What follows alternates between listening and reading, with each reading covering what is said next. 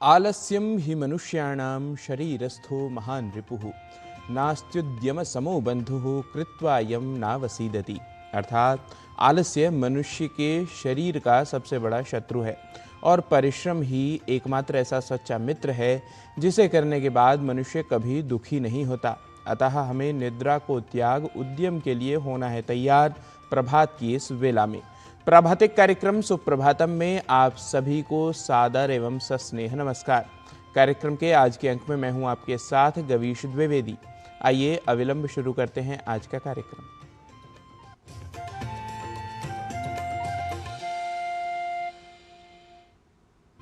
कार्यक्रम के आरंभ में सबसे पहले जान लेते हैं अपने पहले प्रभाग के माध्यम से आज की तिथिवार एवं नक्षत्रादि के विषय में।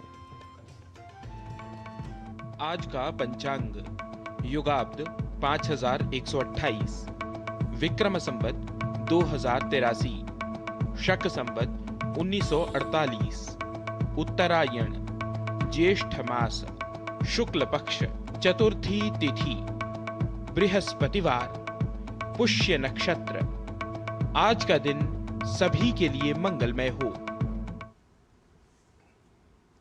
मनुष्य का कार्य केवल उसके बाह्य कर्मों को ही नहीं बल्कि उसकी बुद्धि और व्यक्तित्व को भी आकार देता है। जिस भावना, दृष्टिकोण या निष्ठा के साथ हम कार्य करते हैं, हमारी बुद्धि भी उसी अनुरूप निर्मित होती जाती है। इसी तथ्य को परिपुष्ट कर रहा है यह संस्कृत सुभाषित।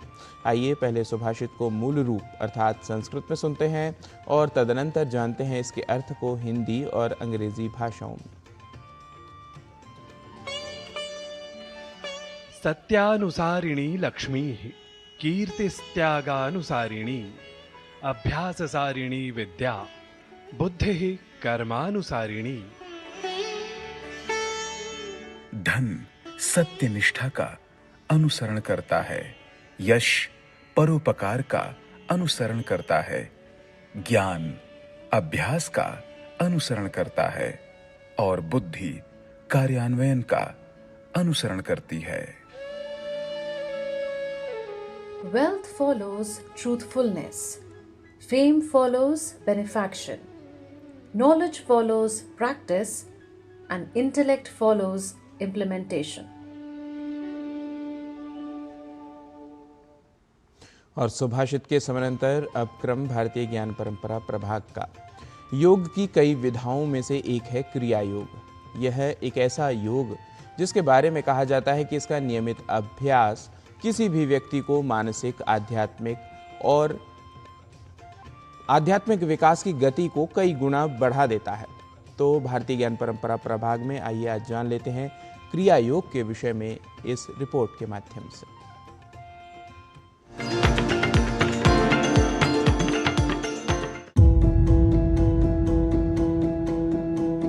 आज की इस भागदौड़ में जहां इंसान के पास सब कुछ है सिवाय शांति के, जहां डिप्रेशन, एंजाइटी और तनाव रोजमर्रा की जिंदगी का हिस्सा बन चुके हैं, क्या कोई ऐसी तकनीक है जो पलक झपकते ही मन को शांत कर दे?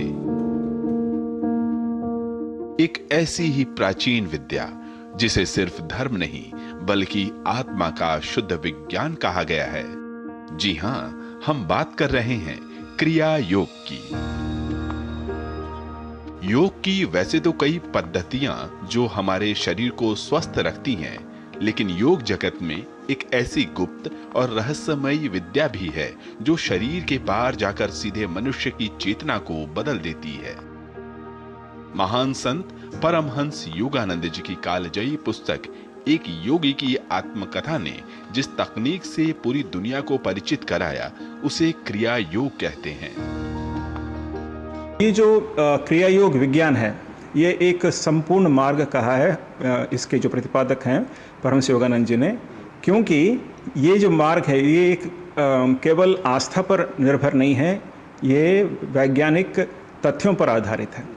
और इस मार्ग के अनुसरण से, बल्कि मैं तो कहूँगा कि इस विज्ञान के अनुसरण से हम शारीरिक, मानसिक और आध्यात्मिक प्रगति और स्वस्थता प्राप्त करते हैं। तो इसलिए अब क्यों जो हम देख रहे हैं समाज में जिसमें मानसिक तनाव है और उलझन है और जो मानवीय रिश्ते हैं उनमें दरार पड़ रहे हैं, इन सब का कारण क्या है? या तो हम शारीरिक रूप से या मानसिक रूप से या भावनात्मक रूप से या आध्यात्मिक रूप से अस्वस्थ हैं। तो अगर हम इन अलग अलग तरीकों की जो अस्वस्थता है उसको दूर कर सकें तो हम एक संपूर्ण मानव बन सकते हैं और संपूर्ण रूप से स्वस्थ हो सकते हैं। और क्रिया योग मार्ग में इन तीनों पहलों पर ही टेक्निक्स दिए गए हैं और पद्धतियाँ दी गई हैं जिनके अनुसरण से, जिनके अभ्यास से हम पूरी तरह से स्वस्थ हो सकते हैं। क्रिया योग कोई नया आविष्कार नहीं, इसका वर्णन हजारों साल पहले महर्षि पतंजलि के योग सूत्र और भगवान कृष्ण द्वारा भगवत गीता में किया गया था। क्रिया योग आखिर काम कैसे करता है, इसके पीछे एक गहरा विज्ञान है। सामान्य योग जहां शारीरिक आसनों पर टिकता है, वहीं क्रिया योग सीधे मनुष्य के प्राण यानी जीवन ऊर्जा पर काम करता है। इस तकनीक में रीढ़ की हड्डी में मौजूद ऊर्जा केंद्रों या चक्रों को प्राणायाम के जरिए सक्रिय किया जाता है। विज्ञान कहता है कि हमारे रक्त में मौजूद कार्बन डाइऑक्साइड हमारे मूड और विचारों को प्रभावित करती है। क्रिया योग के उन्नत अभ्यास से शरीर में ऑक्सीजन की मात्रा इतनी बढ़ जाती है कि मस्तिष्क और नाड़ी तंत्र तुरंत शांत हो जाते हैं। योगी योगानंद के अनुसार क्रिया योग का एक छोटा सा अभ्यास मनुष्य के 1 साल के प्राकृतिक मानसिक विकास के बराबर होता है। आज के समय क्रिया योग केवल साधु संतों के लिए नहीं, इसे गृहस्थ और कामकाजी लोग भी आसानी से अपना रहे हैं। यह बिना किसी दवा के तनाव को मिटाता है, एकाग्रता को कई गुना बढ़ाता है और इंसान के भीतर छिपी इंट्यूशन यानी पूर्वाभास की शक्ति को जगाता है। स्टीव जॉब्स से लेकर विराट कोहली जैसी दिग्गज हस्तियों ने भी माना है कि इस आध्यात्मिक मार्ग ने उनके जीवन को देखने के नजरिए को बदल दिया। क्रिया योग को किसी किताब या इंटरनेट वीडियो से देखकर नहीं सीखा जा सकता। इसके लिए किसी प्रामाणिक संस्था या गुरु के सानिध्य में सीखा जा सकता है। अगर आप भी अपने जीवन में गहरी शांति और आत्म साक्षरता की तलाश में हैं, तो क्रिया योग आपके लिए एक वैज्ञानिक मार्ग बन सकता है। गिरीश मिश्र, डीडी न्यूज।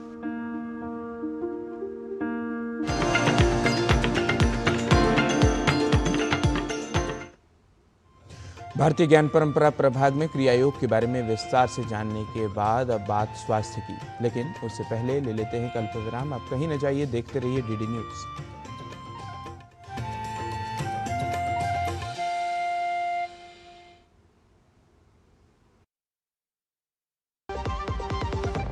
हमें पता है चमकी चाट से क्या बना है? सैंडविच, लस्सी और छाछ और हर घूंट में चमकी चाट, ड्राई फ्रूट और दही बड़े। चमकी चाट से स्वाद बढ़े और चाट पपड़ी दही बल्ले। चमकी चाट से बल्ले बल्ले। असली स्वाद सिर्फ चमकी चाट। हर जीत की शुरुआत होती है छोटे छोटे कदमों से, और हर छोटी तैयारी बदल सकती है पूरा नतीजा। क्योंकि मैदान हो या जिंदगी, छोटी से छोटी तैयारी ही देती है प्रोटेक्शन, और प्रोटेक्शन ही देता है भरोसा। जैसे LIC की बीमा लक्ष्मी, एक खास प्लान सिर्फ महिलाओं के लिए, जहां छोटी बचत दे बड़ी सुरक्षा, ताकि जिंदगी के हर मैदान में आप रहे हर पल के लिए रेडी। LIC बीमा लक्ष्मी, रखे हर पल के लिए रेडी। कुछ साल पहले कोई सोच भी सकता रहो कि जब बिन बुलाए बीमारी घर को घुसाओ, और ये भी कोई सोच सकता था एक दिन 5 लाख तक का इलाज मुफ्त मिल जाएगा, आधे से आधे दाम में दवाइयां मिल जाएगी। पहले के मुकाबले बहुत ही आगे बढ़ गए रे। 12 साल विश्वास के, विकास के, जन कल्याण के।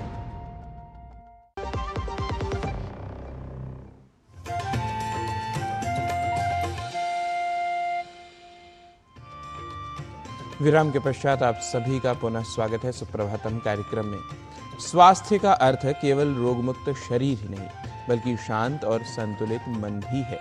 सुप्रभातम कार्यक्रम में स्पेशल हेल्थ सीरीज के अंतर्गत योग 360 प्रभाग में आज का विषय है क्रोध है। आइए जानें प्राकृतिक और यौगिक उपायों के माध्यम से क्रोध पर नियंत्रण रखकर स्वस्थ जीवन कैसे जिया जा सकता है। देखिए यह विशेष प्रस्तुति।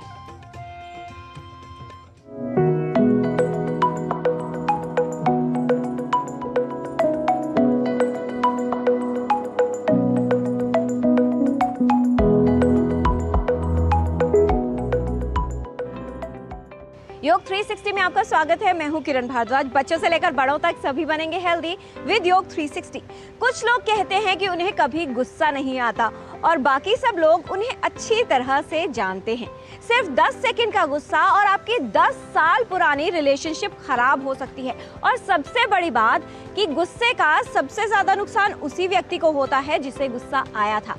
आज हम बात करने वाले हैं इसी दुश्मन को दूर करने के बारे में और आपको बताने वाले हैं कि गुस्से को छिपाना नहीं बल्कि उसे सही तरीके से हैंडल कैसे करना है।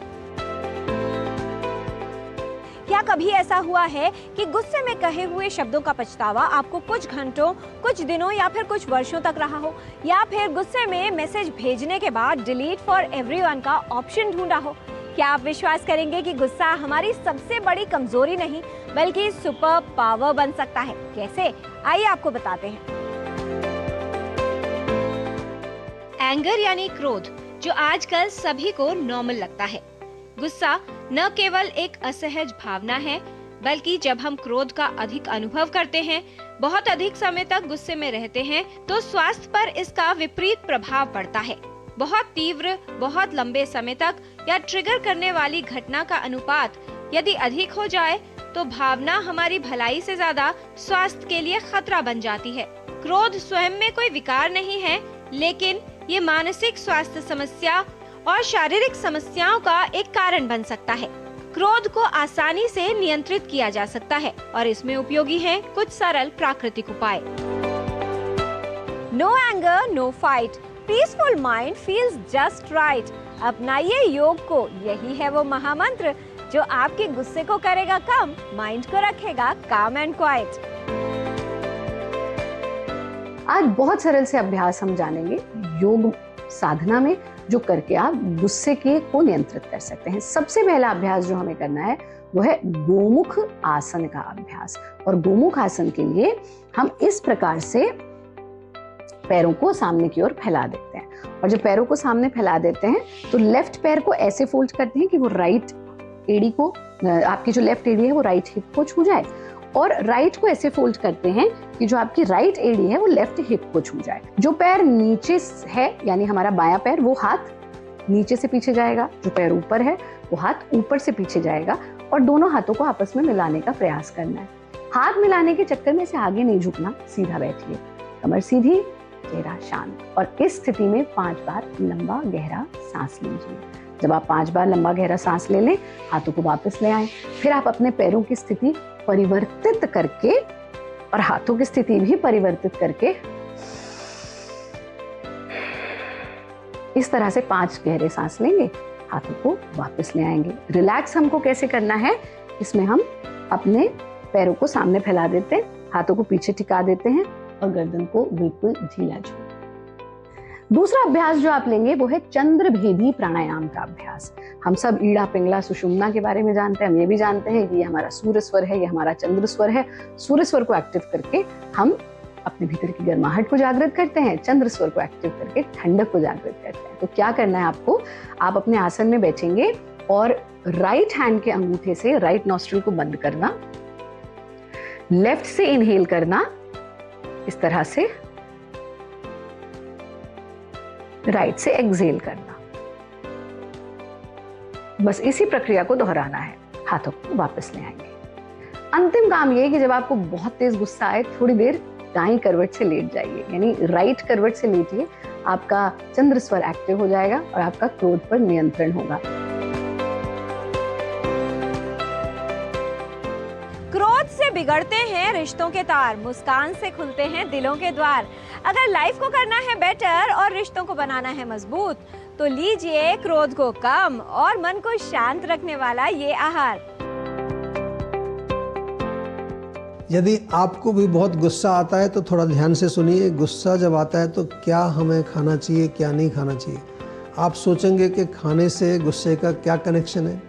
देखिए, हमारे यहाँ कहावत होती है, जैसा अन्न वैसा मन, यानी कि भोजन का हमारे मूड पर बहुत एक इम्पॉर्टेंट या एक बहुत गहरा असर पड़ता है, ये कह सकते हैं। और आयुर्वेद की भाषा में कहें तो शारीरिक लेवल पर हीट बढ़ती है, पित्त बढ़ता है तो गुस्सा आता है।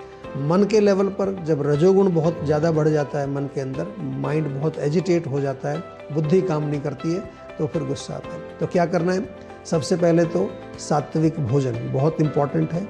सात्विक भोजन में केवल जो मुंह से खाते हैं वही नहीं, आप सात्विक म्यूज़िक सुनें, सात्विक चीज़ें देखें, सात्विक चीज़ें पढ़ें और सात्विक लोगों के साथ अपना संग करें, उससे मन शांत रहेगा। खाना जो खाएंगे वो कूलिंग होना चाहिए, जैसे कि नारियल पानी पिएं और जो है ठंडा पानी पिएं। आजकल जो है कई तरह के शरबत मिलते हैं, गुलाब का शरबत, बादाम का बहुत अच्छा प्रयोग हम करते हैं। बादाम को भिगो करके छिलका उतार के उसको थोड़ा पीस लीजिए और बादाम की लस्सी बनाएंगे, वो भी आपको बहुत लाभ करती है। इसके अलावा ध्यान रखना है कि गर्म चीज़ें, बहुत ज़्यादा तीखा मिर्च मसालेदार भोजन नहीं खाना है। और गुस्से को कंट्रोल करने के लिए ध्यान रहे, खाते समय जब खाना खाते हैं उस समय शांत मन होना चाहिए। गुस्से का बटन मत प्रेस करो, हैप्पी वाइब्स को एक्सप्रेस करो। इन औषधियों से गुस्से को करो दूर, अपने कूल स्टाइल से सभी को इम्प्रेस करो। गुस्सा आना या क्रोध, ये एक बड़ा सामान्य सा व्यवहार है जो आजकल देखने में मिलता है, क्योंकि आयुर्वेद में एक कहा गया है कि जो क्रोध है वो पित्त की वजह से होता है। तो मतलब पित्त को प्रकोपित करने वाले जो भी आप खान पान लेते हैं, कड़वा है, खट्टा है, चरपरा है, ऐसी चीज़ें लेंगे तो कहीं ना कहीं वो दोषों को बढ़ा सकती है। आयुर्वेद में देखेंगे तो 4 प्रकार के मेद्य रसायन बताए गए हैं, जिसमें जो है शंखपुष्पी सबसे अच्छा बताया गया है। इसके अलावा मुलेठी है, गिलोय है और ब्राह्मी है। और आपकी जो मानसिक स्वास्थ्य है उसको हेल्प करेंगी ये। इसमें आप इसको आसानी से इस्तेमाल कर सकते हैं। जैसे शंखपुष्पी है, शंखपुष्पी का सिरप है, मार्केट में उपलब्ध है, उसको आप ले सकते हैं।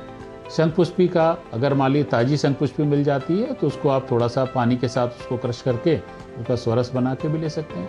एक ये भी अच्छा उपाय है। और इसके अलावा मुलेठी होता है, मुलेठी भी जो है, मुलेठी को छीर के साथ या दूध के साथ लेने के लिए लिखा हुआ है। तो मुलेठी को आप थोड़ा सा दूध के साथ पका लीजिए, वो दूध आप इस्तेमाल कर लीजिए, वो ले सकते हैं। इसी तरह से गिलोय है, गिलोय का जो है स्वरस जो है उसको आप क्रश करके पानी के साथ उसको जूस निकाल लीजिए, 10 से 20 ml की मात्रा में आप उसको ले सकते हैं। और 1 उंगली जितनी लंबी डंठल लीजिए, उसको थोड़ा पानी के साथ क्रश करिए, निचोड़ करके उसको 10 से 20 ml आप उसको पी सकते हैं। और दूसरे ब्राह्मी जो है वो ब्राह्मी को आप चूर्ण के फॉर्म में भी ले सकते हैं, ब्राह्मी घृत भी आता है, घृत की फॉर्म में भी ले सकते हैं। इसके अलावा बहुत और भी प्रिपरेशंस जो हैं ब्राह्मी के, जो है आपको वटी है, मतलब गोलियां हैं ब्राह्मी की आती हैं, वो भी ले सकते हैं। ब्राह्मी से बने हुए कैप्सूल्स आते हैं, उनका सेवन कर सकते हैं। उसके हिसाब से आप परामर्श करके इनका प्रयोग करेंगे तो निश्चित रूप से लाभ होगा। आयुर्वेद में बहुत अच्छे भृंगराज तेल आता है, बहुत अच्छा होता है वो, उसको आप भृंगराज तेल से आप सिर पे मसाज करवाइए।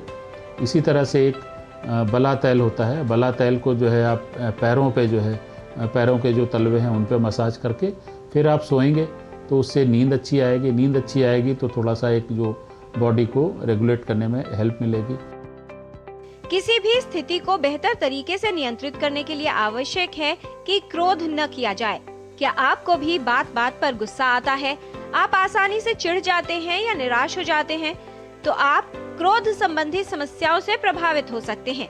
अपने व्यक्तित्व और आदतों में बदलाव लाएं, जिससे क्रोध का उचित प्रबंधन किया जा सके। क्रोध को दूर रखें और अपने स्वास्थ्य को बेहतर बनाएं। तो आज आपने जाना गोमुख आसन का अभ्यास, चंद्रभेदी प्राणायाम का अभ्यास। गुस्सा आए तो थोड़ी देर दाएं करवट लेट जाएं। क्रोध को नियंत्रित रखने में उपयोगी है योग। नारियल पानी व शरबत पीना उपयोगी है। बादाम के लस्सी का सेवन लाभकारी है। अधिक तीखा मिर्च मसालेदार भोजन न खाएं। सात्विक भोजन लें। खाना खाते समय मन को शांत रखें। शंख पुष्पी, मुलेठी, गिलोय और ब्राह्मी का सेवन उपयोगी है। भृंगराज तेल से सिर की मालिश करें। रात को सोने से पहले बला तेल से पैरों की मालिश करना लाभकारी है। चिकित्सक के परामर्श से ही औषधि का सेवन करें। लाइक्स, शेयर्स और फॉलोअर्स बढ़ाना आसान है, लेकिन गुस्से में खुद को संभालना यही असली इम्तिहान है। मूड हुआ एंग्री तो मत हो wild. Take a deep breath, stay calm and mild. गुस्सा कम, एटीट्यूड स्मार्ट, क्योंकि कूल रहना यही है रियल आर्ट। हेल्थ संबंधी जानकारी हम अब तक ऐसे ही लाते रहेंगे, आपको हेल्दी बनाते रहेंगे। बच्चों से लेकर बड़ों तक सभी बनेंगे हेल्दी विद योग 360।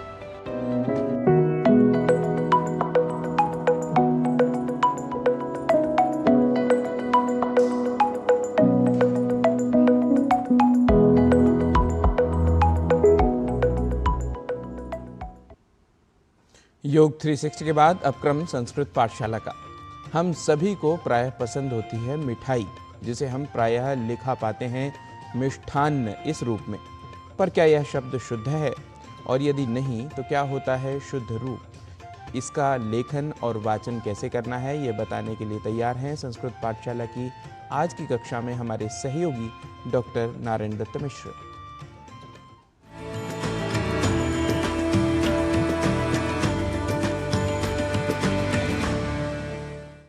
नमः सकलेभ्यः संस्कृतानुरागिभ्यः। संस्कृत पाठशालायाः अभिनवकक्षायां भवतां समेषामस्ति स्वागतम्। अहमस्मि नारायण दत्तमिश्रः। संस्कृत पाठशाला की कक्षा में शब्दों के शुद्ध उच्चारण और शुद्ध लेखन की श्रृंखला को लेकर आज पुनः उपस्थित हूँ मैं आप सभी के समक्ष। आप जानते ही हैं कि संस्कृत के संस्कृतत्व की रक्षा हेतु उच्चारण और लेखन में अपेक्षित होता है शुद्धता का व्यवहार। इसलिए ही इन दिनों आप शब्दों के शुद्ध स्वरूप के लेखन और पाठन से हो रहे हैं परिचित। और इसी क्रम में आज बात ऐसे शब्द की जहां हम अक्षरों के अल्प प्राण और महाप्राण ध्वनियों का कर देते हैं क्रम परिवर्तन। जैसे किसी शब्द में हो प्रयोग ट इस अल्प प्राण अक्षर का, तो हम वहां उस अक्षर में कर देते हैं ठ इस महाप्राण वाले अक्षर का प्रयोग। ठीक इसके विपरीत या उलट हम अक्षरों के महाप्राण और अल्प प्राण ध्वनियों का कर देते हैं क्रम परिवर्तन। जैसे किसी शब्द में हो प्रयोग ठ इस महाप्राण अक्षर का, तो हम वहां उस शब्द में कर देते हैं प्रयोग ठ के समानांतर ट इस अल्प प्राण वाले अक्षर का। तो आज हम इसी वर्ण या अक्षर विन्यास के व्यत्यय अर्थात उलट पुलट से जुड़ी अशुद्धियों के बारे में जानकर शब्दों के शुद्ध लेखन और शुद्ध उच्चारण को दृढ़ कर लेते हैं। आपको याद ही होगा कि हमने आपको पहले ही शुद्धता और अशुद्धता के कई उदाहरणों के क्रम में बताया है कि श्रेष्ठ शब्द का उच्चारण व लेखन हम में से कई श्रेष्ठ इस अशुद्ध रूप में कर जाते हैं। वस्तुतः यहाँ अर्थात श्रेष्ठ शब्द में ठ इस महाप्राण अक्षर का उच्चारण व लेखन लोग ट इस अल्प प्राण स्वरूप वाले अक्षर से परिवर्तित कर दिया करते हैं। इस अशुद्धि के कारण की ओर यदि हम ध्यान दें तो कह सकते हैं कि ठ को ट इस रूप में परिवर्तन साधारण रूप से भाषा के प्रयोग के समय मुख सुख की प्रवृत्ति के कारण से है। पर ऐसी प्रवृत्ति भाषा के परिष्कृत स्वरूप पर एक प्रकार से कुठाराघात है। यह हम भाषा प्रेमी और संस्कृत जैसी तार्किक और वैज्ञानिक भाषा के प्रयोक्ता के रूप में अवश्य ही कह सकते हैं। ठीक इसी तरह हम ट इस अक्षर को ठ इस रूप में परिवर्तित भी पाते हैं, जहां वस्तुतः ट इस अक्षर का प्रयोग करना ही शुद्ध होता है। जैसे एक शब्द है मिष्टान्न, जिसे हम में से कई मिष्ठान्न ही लिखा और बोला करते हैं, और हम यही पूरी दृढ़ता के साथ समझते हैं कि मिष्ठान्न ही शुद्ध शब्द है। और ऐसा इसलिए भी समझ लिया जाता है क्योंकि मीठा इस शब्द के लिए संस्कृत शब्द मिष्ठ ही हो सकता है। यह हमें साधारण रूप से लगता है, पर यहाँ यह साधारण जानकारी है अपूर्ण और अशुद्ध, क्योंकि मिष्ठ की जगह मिष्ट इस संस्कृत शब्द का होता है व्यवहार सर्वथा शुद्ध, अर्थात मिष्ठान्नम नहीं मिष्टान्नम ही। तो आज आपने जाना कि लेखन और उच्चारण की दृष्टि से श्रेष्ठ नहीं श्रेष्ठ होता है शुद्ध शब्द। और ऐसे ही लेखन और उच्चारण की दृष्टि से मिष्ठान्न नहीं मिष्टान्न होता है शुद्ध शब्द। तो संस्कृत सीखने के क्रम में हमें रखना होता है उच्चारण और लेखन पर अधिक ध्यान। यह आप मुझसे बार बार संस्कृत पाठशाला में सुन ही रहे हैं। पर कितना अच्छा हो कि बस कुछ बातें या उच्चारण के सिद्धांत भर हम याद रख हम स्वयं के ही शिक्षक बन जाएं, और फिर जैसे जीवन में हर ओर हम बेस्ट या श्रेष्ठ ही चाहते हैं, वैसे ही उच्चारण और लेखन में भी हम श्रेष्ठ हो जाएं। और ऐसा होते ही हमारी संस्कृत पाठशाला हो सकेगी अधिक सार्थक और सफल। पर इसके लिए चाहिए होता है हमें आपका अधिक अवधान। तो आप ऐसे ही अधिक अवधान के साथ सीखते रहें उच्चारण की शुद्धता के विज्ञान को। इति निवेदयन् भवदीयाम् अनुमतिं प्रार्थये पुनरागमनाय। तावत् पुनर्मिलामः। नमो नमः।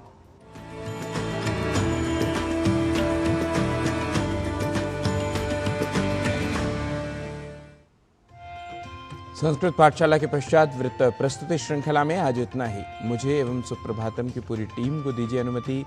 स्वस्थ रहें, मस्त रहें, योगासनों और संस्कृत भाषा का करें अभ्यास। साथ ही देखते रहें डीडी न्यूज़। नमस्कार।